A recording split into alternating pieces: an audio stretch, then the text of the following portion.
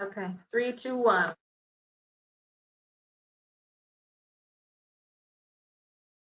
We want to take a moment to say that our hearts and our minds are with all of our clients in Florida. We're thinking of you today. Thanks for coming to our live Q&A webinar. My name is Abby Cruz King, and I am the Digital Marketing Specialist at Myriad. I'll be your moderator today. We're pretty excited to educate you all on what Myriad has to offer and the ways that you can best utilize our services. Please feel free to use the chat function during the webinar to ask your questions. We'll try to answer everyone's questions, but if we don't answer your specific question or you need more clarification, you can email us after the webinar. And I'll put that email up at the end. This live webinar will be recorded, so if you need to reference it later or send it to a friend, we'll send it to you via email. We'll also have it on our website and our socials, so you will be able to find it. We have with us today a leader from each department. We have Ron Evans for telecom, Katie Miller for HR, Danielle White for marketing and operations, and Lee White for technology. We had a few questions sent to us before the webinar started, so I'm going to start with one of those. This question is for Danielle. What all is included in Advisor Club? Thank you, Abby. So what all is included in the Advisor Club? We have IT, HR, and marketing as the 3 main pillars of the Advisor Club. And depending on the size of the group is the number of allotted hours within each of those pillars. So we will go through the process of an onboarding and evaluate how large of a group you are. And then from there, we will share how many hours are allotted for each of those months. Awesome. Okay. This question is for Ron. Why are phone companies charging so much for analog phone lines? Well, it's a great question. Phone companies no longer are supporting analog phone lines, so there's a lot of copper in the ground. It's very expensive for the phone companies to maintain those. Plus, there's a lot of new technologies that are coming out that provide analog service. So phone companies are moving more towards a voice over IP, voice over internet protocol, as they call it, because of the features and functionality and getting away from analog services. But there's still a lot of people out there that need analog services, to say for faxing or maybe for security devices, where we can look at alternatives to those analog phone lines using today's technology. Okay. This question will be for Katie. Do we really have to have an employee handbook? The answer is variable based on the state you are in. It also is dependent on the number of employees. But the misconception of a handbook is that you do it for the employee. I would argue that you actually, as a small business, would actually be doing it for yourselves to make sure that when you run your company, it has the policies and procedures that you're interested in upholding, and it also allows you the flexibility of creating the vacation, the sick time, the different variables that you may not have thought about as you enter into this journey of an independent practice. So the answer is you should definitely think about it, but some states do not require it and some states do. Interesting. Okay, thank you. This question is for Lee.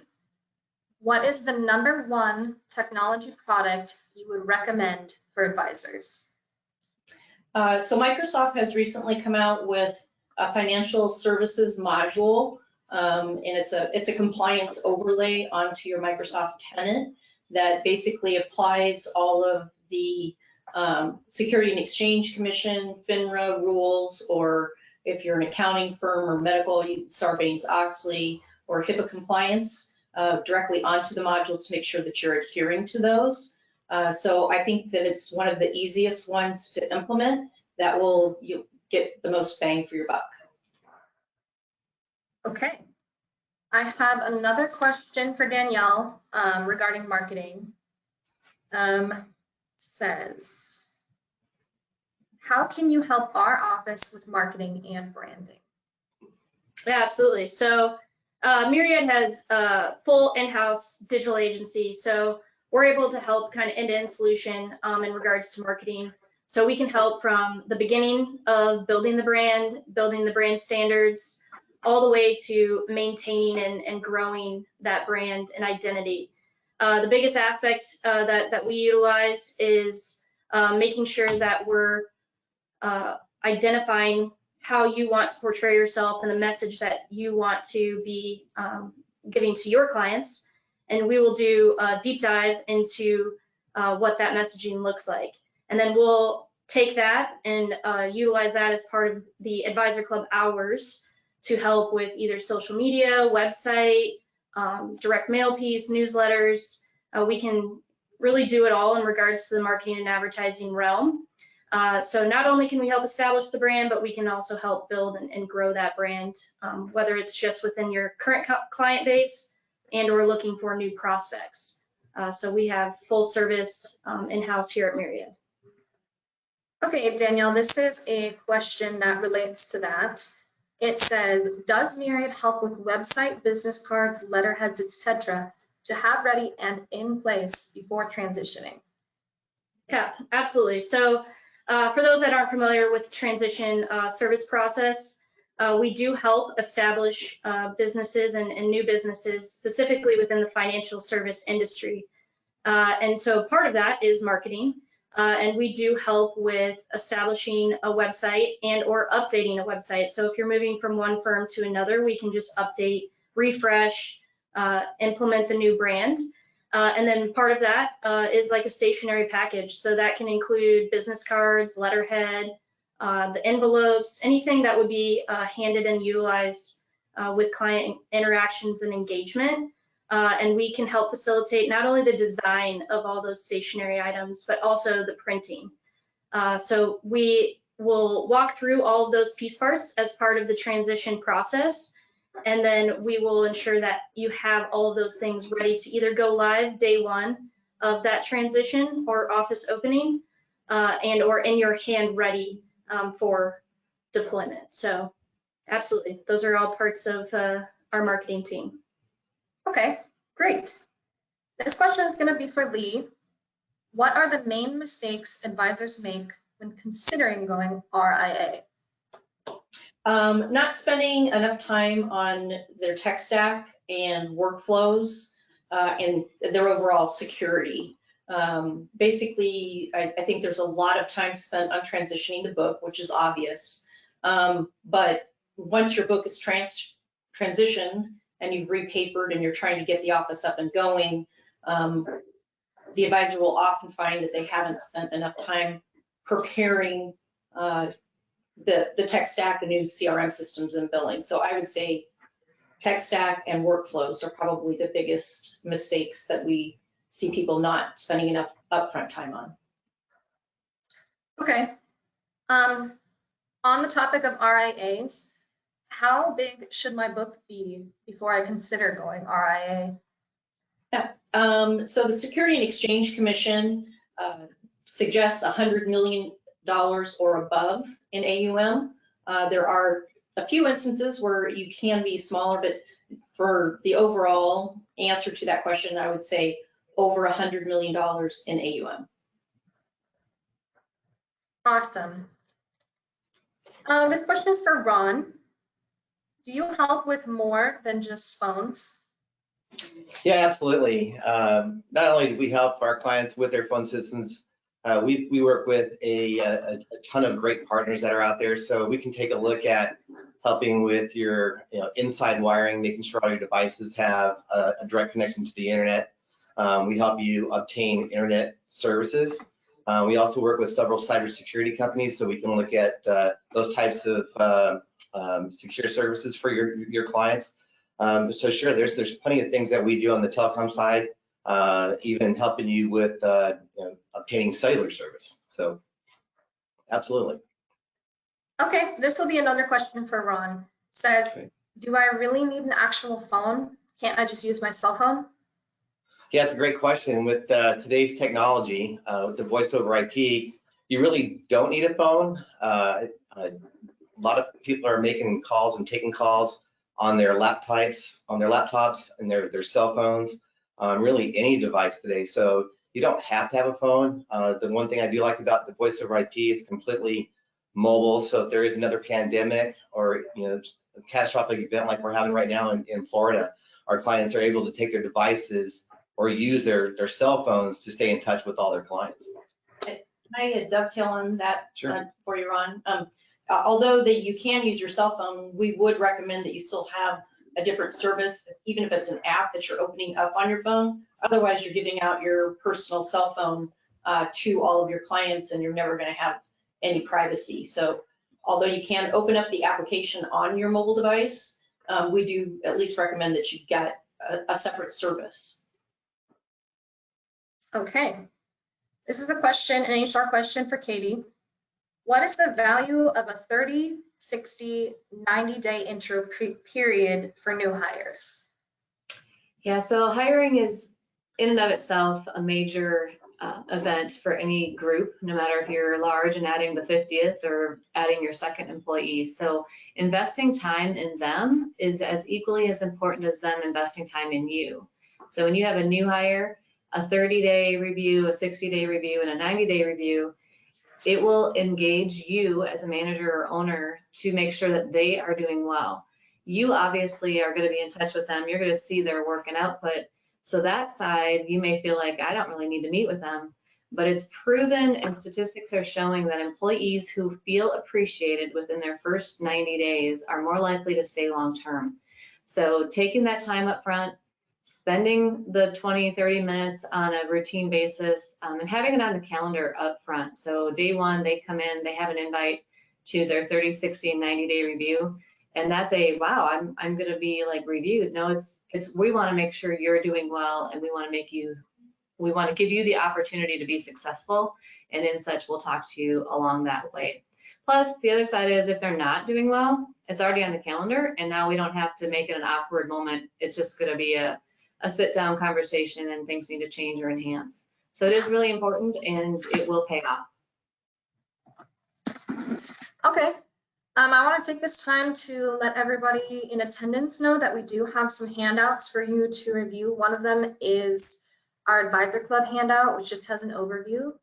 So go ahead and take a look at that and let us know if you have any questions about Advisor Club. I do have a question for everyone.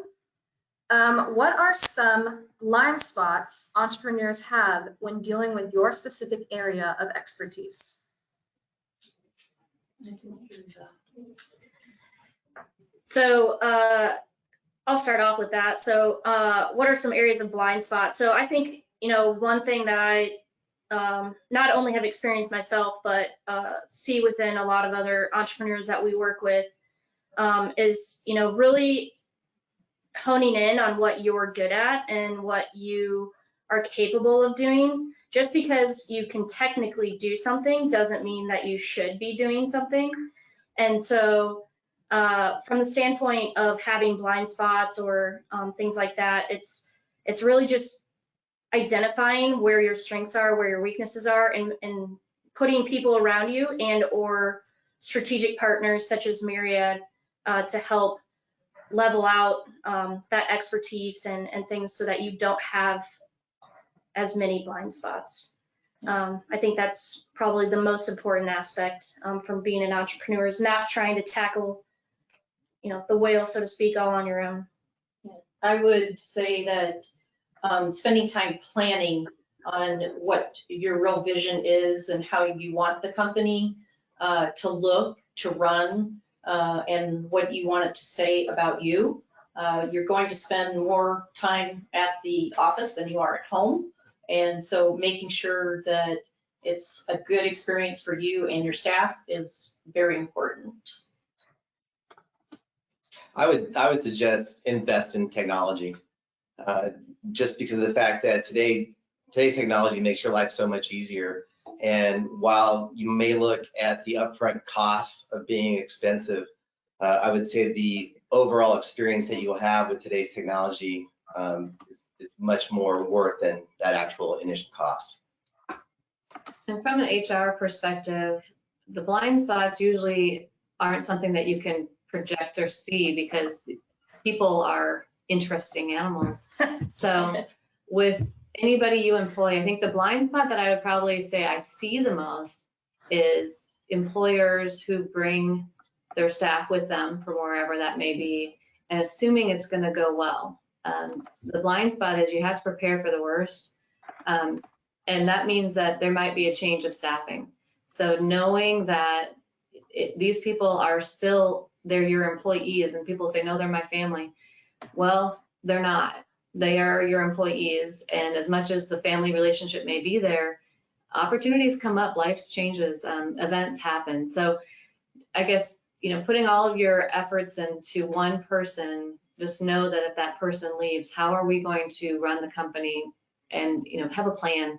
So it's one of those, it'll happen and you're going to be you're dealing with it, but that's oftentimes a blind side people just have never thought about. I think that's a really great point, Katie, that you're making, because oftentimes you're in a situation where you're peers and you're working together. Mm-hmm. And when you're making the transition or the move and you're opening up the office, you're actually changing the dynamic of the relationship.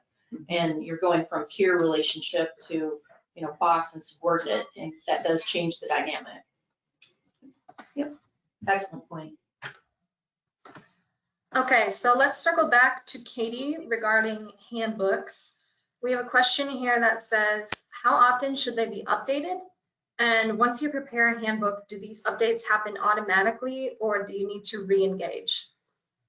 Yeah, so a handbook should be created, really at the start of the business, or when you feel like you have your feet under you and you know what some of the decisions are. And then annually is a nice time to think about. The states of recent have added more updates to handbooks than in probably the last 10 years. So within the last 3 years, I've seen a lot of states do additional required leaves, some requirements around sick pay, paying out vacation and sick time. So those are the things that there's not really this announcement that comes to your inbox that says, hey, your handbook changed, because the states are doing it either at the state level or the federal level. So annual review. If we do create your handbook for you, we do assist in it, a review of any changes that were applicable to your specific states at year end or at the beginning of each year as well. All right, this is a question for Danielle. It says, what if we only want one service and we don't need the rest of the services in Advisor Club? Yeah, it's a great question. So our pricing structure is extremely competitive, whether you have one of the services or all three. So really the way we've built Advisor Club and structured it is for the benefit of our clients. So we strongly believe that all of these service modules are needed and quite frankly required from our perspective in running a business. And so the additional services are there for value add, and whether you use it or not, it's there to help leverage your business and maximize what the output could be for you as a business owner.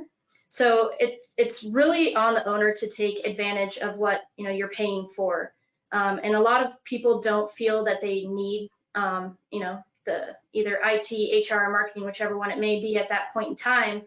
But I think once a client gets engaged with those different services, they really see the value and understand, how much impact we can have in those. So ultimately, you get it all, whether you initially want it or not.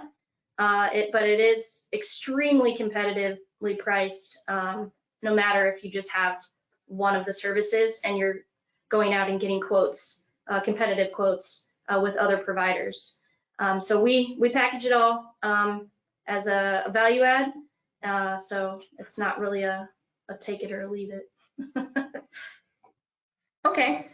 While on the topic of Advisor Club, we have another Advisor Club question. What is your most used service outside of Advisor Club for ongoing support?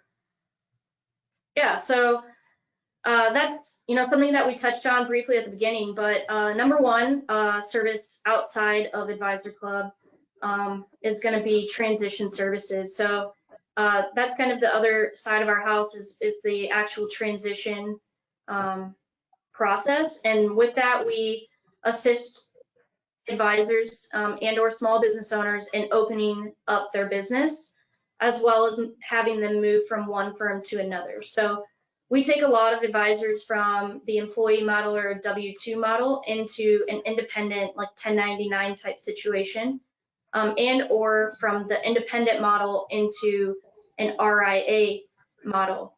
And our service models work across any industry. We have chosen to focus within the financial services industry for the past 13 years. So we are very deeply ingrained in what that looks like and how that process works. But transition services is our number one service outside of the advisor club, which a lot of times leads into the advisor club support and ongoing support as well. While we are on the subject of Advisor Club, I want to remind the attendees that I do have a poll going within this webinar, just so that we can figure out how to help you guys better. It's 2 simple questions. Please take the poll. It'll help us help you. I'm going to ask a question for Ron. How long does it take to install a voice over IP system? Yeah, that's a great question. I would say we can get anybody up and running the same day. So if you're interested in voice over IP today, we can get you going. The one thing that you may have to wait for is the actual phone. If you're getting a phone on your desk, that would take about 7 to 10 days.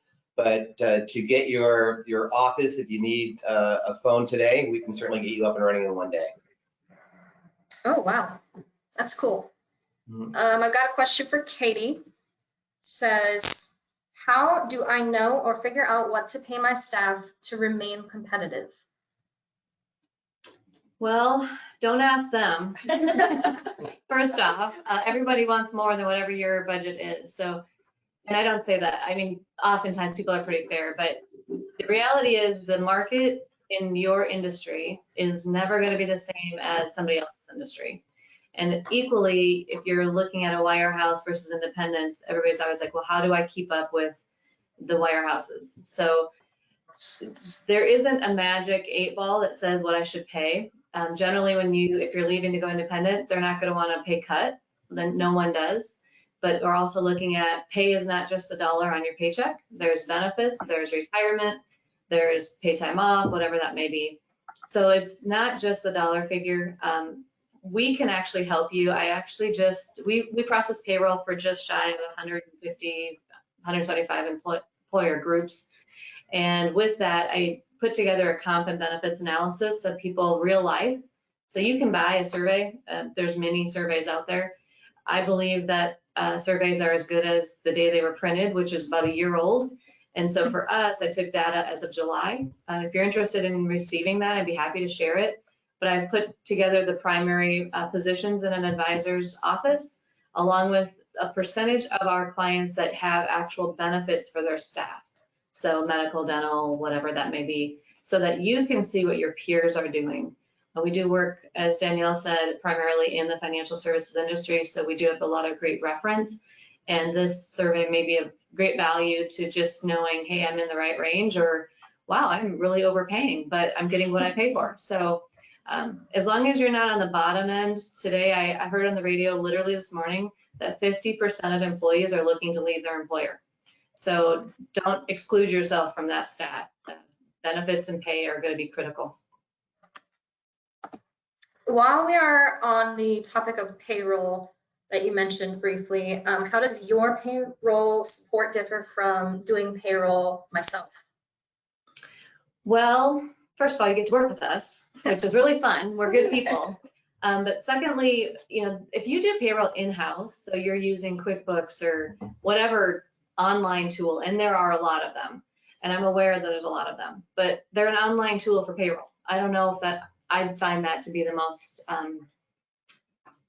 it's just probably not the best option. So what we have provided is, I'm a believer there's no perfect payroll provider, but if you're going to do it yourself, you as the business owner are now responsible for the filings. If you make a mistake, which you're probably not a payroll expert, you may make a tax filing mistake or something, that will be on your dime. The expense, the costs, the penalties, all on you.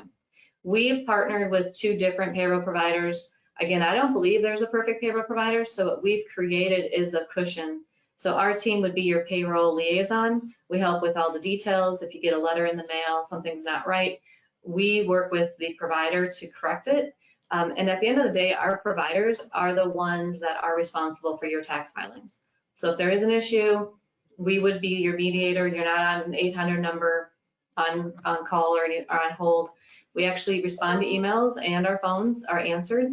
And that way your payrolls, and actually we are a reminder service as well. As busy as you are, people do forget to process payroll. So we will make sure that does not happen. And we do text people whether you're on a cruise ship or wherever you are. There's pretty much not an example I can't give you that we haven't supported. So our payroll service is to support you in making sure your payroll is done correctly. All right, that sounds good. This is a question for Lee. When I work from home, how do I connect to my files on our shared drive? So if you're under our Advisor Club service, it's going to be via an encrypted VPN, either a client configured on your computer or via a site-to-site configuration between a router at your home and a router at the office. But either way, it's going to be a secure encrypted connection. Okay. I think this is a similar question. Why do I need to have an offsite backup? Well, yeah, I think the what's going on in Florida right now is a really good example of why you need an offsite backup. If a disaster, a fire at your office, or a hurricane, a tornado, or anything hits the office that you're at, and all of the equipment is ruined, you want to have the data in another location so that you can access it and that you don't lose anything. So disaster recovery is the main primary purpose for an offsite backup. Yeah, and to piggyback off that, the offsite aspect is a requirement of some firms that we work with. It's not necessarily the recommended practice for all clients, but if you're allowed to utilize like cloud-based services, that would also be considered the offsite, quote unquote, as well. But the biggest aspect is just the business continuity, disaster recovery piece for the business. This is a question for Danielle, I think. Do you support all types of businesses or just financial professionals? Yeah, so we do have other businesses in our client repertoire, but we have chosen to focus within the financial service industry. But like I mentioned earlier, our service model works for any small business. And we do support groups outside of that, CPA firms, attorneys. We even have a couple gyms. We have, random just other small businesses, throughout the US. But we have chosen to do a deep dive in the financial services and really, make sure we support end-to-end of a financial practice. All right, that's all the time that we have today, so we're gonna wrap it up. I'm going to launch the poll that I was talking about because we would love to know how we can help you guys better. And thank you to Ron, Katie, Danielle, and Lee for answering all these questions. And thanks the audience for participating. If you did not get your questions answered or you require further clarification, please email us at marketing@myriadas.com and we'll get those questions answered. Again, this webinar was recorded, so keep an eye out for that if you'd like to rewatch it or share it with someone. We will be sending it out via email, as well as posting to our LinkedIn and our website. If you don't already, give us a follow on LinkedIn. We'll be posting about future webinars and maybe answering some of these questions. And we just love to interact with our clients. Let me close this poll and show everybody where you can contact us. All right, so on LinkedIn at Myriad Advisor Solutions, marketing at myriadas.com, and then our website is myriadas.com. Thanks, Again, Abby. thank you everyone. Thanks to our panelists, and I hope everyone has a great day. Bye-bye. Bye. Thank Thank you.